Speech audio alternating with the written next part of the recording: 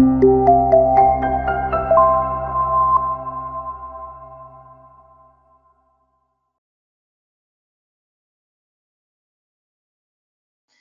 datang di kurs Analisis Investasi dan Manajemen Portofolio sesi 1 modul 1 dengan topik Pengantar Investasi bersama saya Fitria, dosen Finance Program School of Accounting Universitas Bina Nusantara. Baiklah, kita mulai dengan tujuan sesi dan tujuan modul.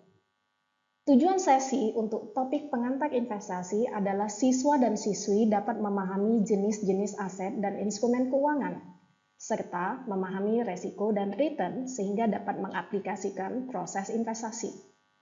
Tujuan dari modul adalah siswa dan siswi memahami proses investasi dan jenis-jenis aset dan instrumen keuangan.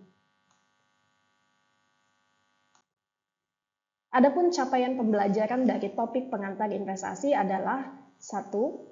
Memahami aset real dan aset keuangan. 2. Memahami proses investasi.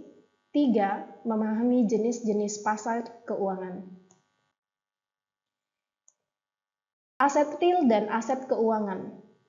Aset real adalah aset yang dapat digunakan untuk memproduksi barang dan jasa, bentuknya bisa tangible dan intangible, memiliki kapasitas produktif seperti gedung, tanah, mesin, dan intellectual property. Sedangkan aset keuangan adalah klaim terhadap income yang dihasilkan oleh aset real. Kemudian, aset keuangan tidak secara langsung memiliki kapasitas produksi terhadap ekonomi. Contohnya, saham dan obligasi.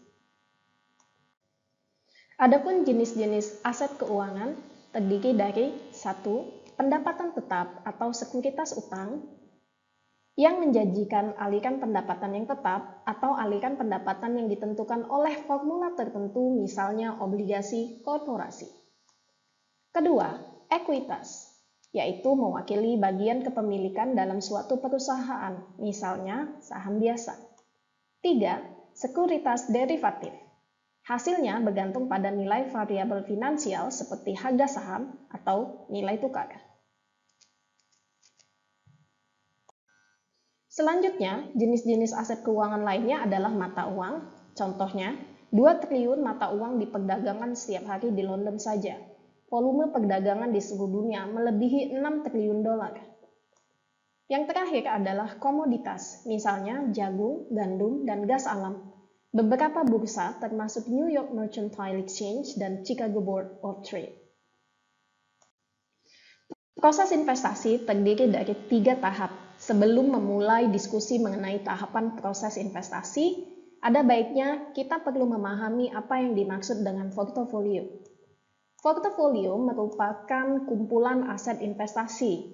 Artinya, aset yang kita invest itu tidak hanya satu, bisa terdiri dari beberapa aset. Baiklah, kita mulai dari tahap pertama dalam proses investasi, yaitu alokasi aset.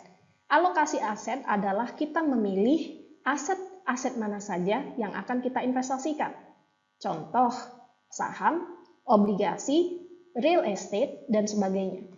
Tahap kedua adalah setelah kita memilih alokasi aset, kita harus memilih sekuritas, yaitu sekuritas dalam setiap aset. Contoh, Ford, Alphabet, Microsoft, General Mills, dan sebagainya.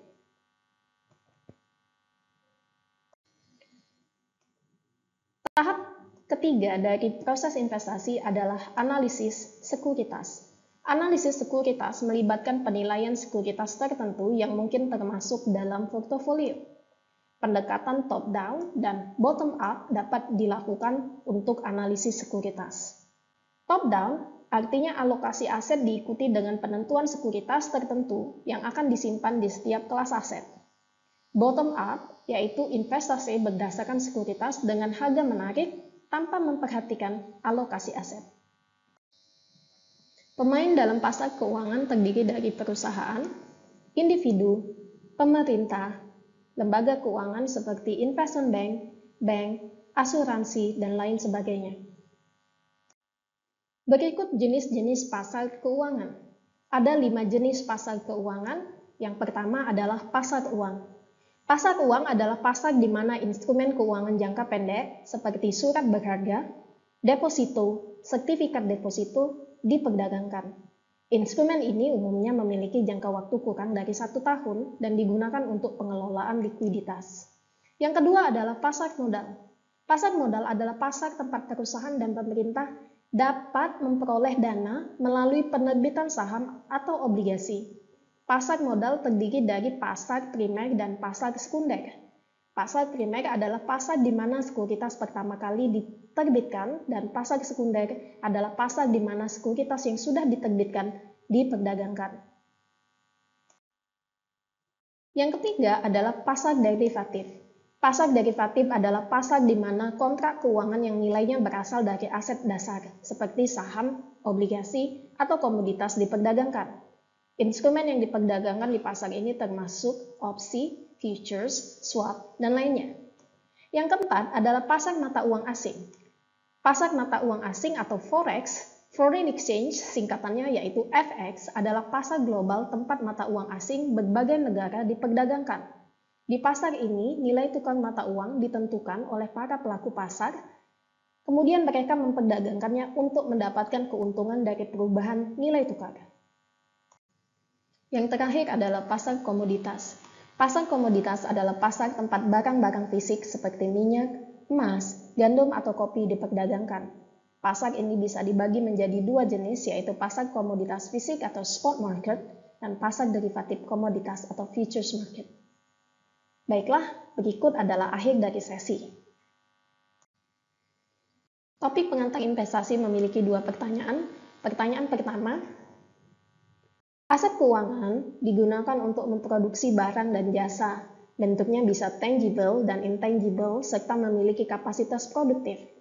A. Benar. B. Salah.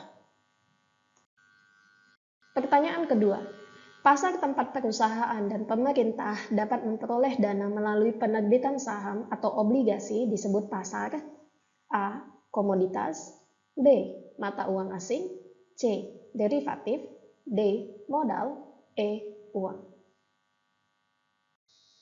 Akhirnya kita sampai pada penghujung sesi 1 modul 1. Terima kasih.